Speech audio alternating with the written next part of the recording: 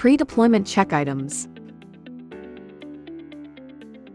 Check that the RS-485 and DO cables to the signal terminals of the devices are correctly connected.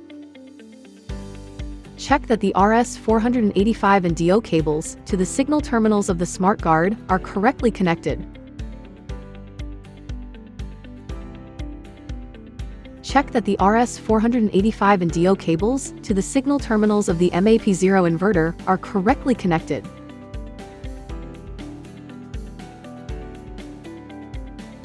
Check that the RS-485 and DO cables to the signal terminals of the M1 or MB0 inverter are correctly connected.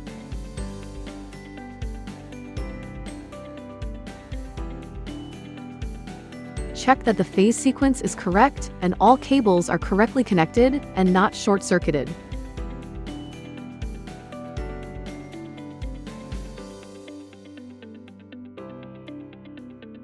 Check that N wires are not short-circuited to ports at the SmartGuard in a non-TNC system. Check that cables are reliably connected. Check that the PE cable to the enclosure of the SmartGuard is reliably connected. Check that the PEN cable to the backup load port is reliably grounded in a non-TNC system. Check that the bypass circuit breaker is off. Using the backup load port as an example, check that external cables are not short-circuited.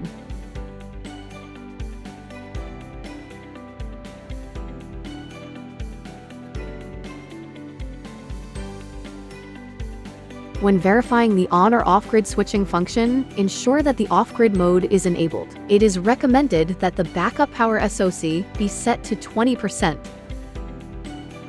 Optional, check that seamless switchover is enabled. It is recommended that the end-of-discharge SoC be set to 5%. Check that the circuit breaker between the inverter and the SmartGuard is turned on.